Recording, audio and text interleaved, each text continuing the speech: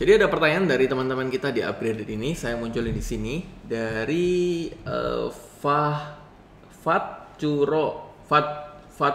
official 3150. Om, cara memasarkan frozen fish gimana ya? Oke, jadi frozen fish itu kayaknya ikan beku gitu ya.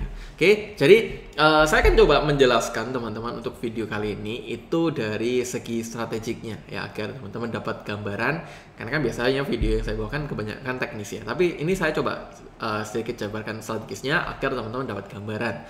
Cuman sebelum masuk ke sana, kembali lagi teman-teman bersama saya Sean Andreas dari upgrade.id, dan hari ini kita akan belajar gimana caranya memasarkan frozen food untuk segi strategiknya agar teman-teman Kak Fatcur di sini dapat gambaran ya. Jadi saya akan langsung masuk ke layar laptop saya teman-teman.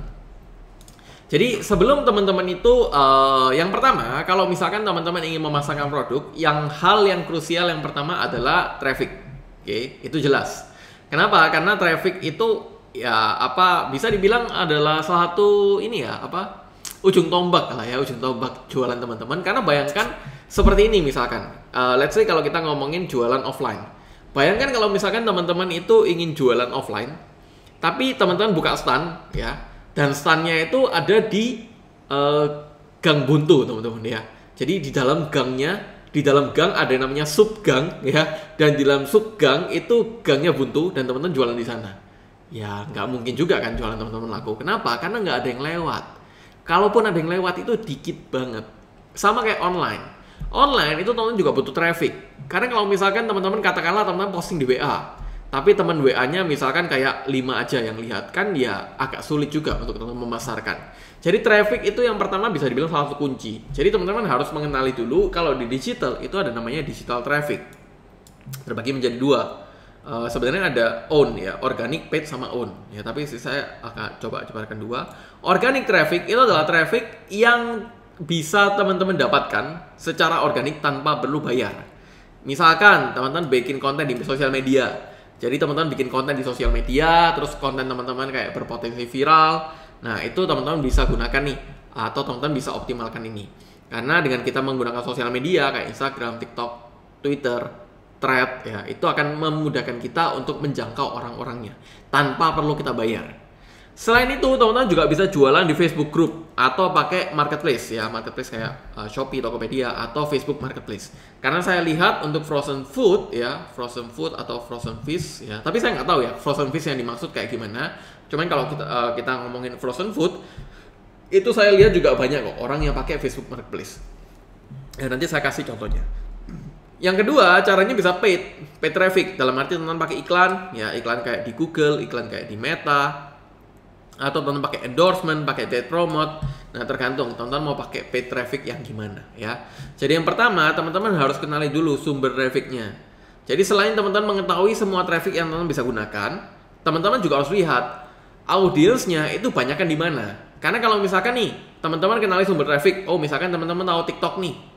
Nah, masalahnya apakah ada orang yang beli frozen food di TikTok? Nah, itu teman-teman harus riset dulu. Karena nggak semua traffic itu bisa kita pakai. Jadi bukan hanya berapa banyak traffic yang kita pakai, tapi berapa banyak traffic yang relevan yang bisa kita pakai. Itu kuncinya. Sebagai contoh, kalau saya lihat di sini, frozen food itu banyak orang yang jualan di Facebook Marketplace sama Facebook Group. Coba teman-teman nanti riset ya. Tapi waktu saya riset, nih ya, Balikpapan frozen food nih. Wah, ini mungkin nanti ada nomor saya sensor ya kali ya. Kayaknya nanti bisa masalah lagi nih. Terus ada lagi nih dari Facebook Marketplace. Ini juga banyak nih orang-orang yang jual frozen food nih. Jadi kalau teman-teman tahu, kalau misalkan kita ingin menjangkau orang-orang sekitar, itu bisa pakai Facebook Marketplace. Tapi kalau teman-teman ingin menjangkau orang yang lebih luas secara organik, teman-teman bisa pakai Facebook Group. Karena kan ya frozen food juga bisa dikirim ke luar kota, luar pulau gitu ya. Jadi teman-teman bisa pakai itu. Cuman kalau Marketplace itu biasanya sekeliling ya yang lihat ya. Nah, ini teman-teman bisa optimasi. Teman-teman bisa riset dulu. Karena kalau misalkan teman-teman tahu, sumber traffic saya pilihannya banyak. Tapi teman-teman bisa mainkan nih beberapa sumber traffic yang menurut teman-teman relevan. Jadi nggak semua teman-teman bisa sikat ya. Terus ini juga kalau saya lihat di Meta teman-teman, di iklan Meta itu di Ads Library ya, Meta Ads Library, yang mana iklan frozen food di Indonesia juga cukup agresif ya, 17.000 result. Walaupun ini nggak semua pasti ini relevan ya. Karena kalau kadang-kadang kita search itu nggak semua relevan. Sebagai contoh ya, Meta Ad Library, Waktu saya search Meta Library ini ya, misalkan kita masuk apa? Frozen food. Oke, kita cari frozen food, itu kadang-kadang nggak semua kreatif yang muncul itu relevan. Frozen food. Nah, ini nggak semua kreatifnya itu relevan. Nah, walaupun di sini 17.000, tapi ada nggak relevan kadang-kadang. Nah, ini. Khusus untuk nasabah Bank Mandiri bisa cetak daftar sekarang. Cuman kenapa dia bisa muncul? Karena ada nama frozen food-nya di sini. Padahal dia iklanin yang lain gitu. Jadi nggak semua 17.000 itu pasti frozen food ya. Cuman agar teman-teman dapat gambaran, ini kan juga nggak relevan nih. Agar teman-teman dapat gambaran bahwa ya kalau misalkan kita katakan 80% yang relevan aja kan ya lumayan gitu ya. Artinya banyak orang yang menggunakan ini untuk salah satu media untuk pemasaran frozen food mereka. Yang kedua, yang gak kalah penting adalah teman-teman harus menguasai copywriting sama storytelling ya. Jadi kalau kita ngomongin pemasaran secara media sosial, teknik ini atau ilmu ini harus teman-teman kuasai, wajib hukumnya. Kenapa? Karena coba kamu bandingkan ya. Misalkan ini dari Premium Nuggets, copywriting dia kayak gini, best salmon nugget. Siapa yang udah coba pasti setuju. Ya, terbuat dari ini, terbuka juga untuk reseller, yuk buruan di stok. Oke. Nah, ini teman-teman kalau kita lihat kurang unsur-unsur persuasinya. Dalam arti social proof-nya nggak ada, kata aksinya juga minim banget. Coba teman-teman bandingkan dengan ini. 10.000 bunda di Indonesia telah memilih salmon cheese nugget untuk sarapan si kecil. Karena salmon cheese nugget itu terbuat dari salmon premium tanpa perisa atau pewarna, bersertifikasi BPOM dan halal, tidak menggunakan MSG. Pokoknya sarapan yang sat-set buat si kecil ya salmon cheese nugget. Yuk check out di marketplace favoritmu. Nah, kalau teman-teman bandingkan dengan yang ini, itu menurut teman-teman lebih persuasi yang mana ya. Jadi bukan maksud menjelek-jelekan ya teman-teman ya, tapi agar teman-teman ada gambaran bahwa teknik copywriting sama storytelling itu penting dan wajib teman-teman kuasai kalau kamu ingin jualan online. Karena teman-teman, kalau misalkan kita ngomongin jualan online itu kan intinya secara keseluruhan ya, cuma 3 ini ya. Traffic, leads, sama sales ya. Jadi gimana caranya kamu mendapatkan traffic yang seperti tadi? Gimana caranya kamu mengubah traffic menjadi leads, oke, dari copywriting sama storytelling? Dan gimana caranya kamu mengubah leads menjadi sales, itu juga penting.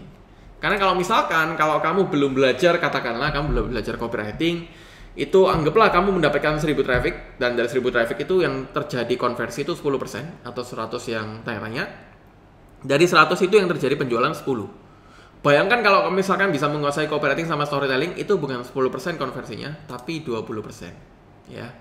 Jadi kalau teman-teman lihat, dengan traffic yang sama, jumlah pengunjungnya sama, 1000 orang katakanlah, kamu bisa mendapatkan 200 leads dan bisa mendapatkan penjualan 40 ya. Atau penjualanmu meningkat 4 kali lipat hanya dengan kamu mempelajari copywriting, storytelling sama teknik closing itu sendiri. Jadi itu secara garis besar gimana caranya kita memasarkan produk kita menggunakan produk frozen food kita atau produk apapun melalui digital ya. Untuk teknisnya gimana teman-teman nanti bisa cek di video kita yang lain karena saya udah banyak bahas yang teknisnya. Tapi untuk strategiknya secara garis besar itu seperti ini untuk yang simpel ya. Dan kurang lebih teman-teman itu aja di video ini. Semoga membantu buat teman-teman di sini. Seperti biasa kalau ada pertanyaan lanjutan silahkan tulis di kolom komen dan pastikan kamu subscribe channel ini plus aktifkan loncengnya untuk dapatkan informasi terbaru seputar digital marketing, digital teknologi dan digital automation untuk tingkatkan omset bisnis kamu. Itu aja di video ini, sampai jumpa di video yang lain.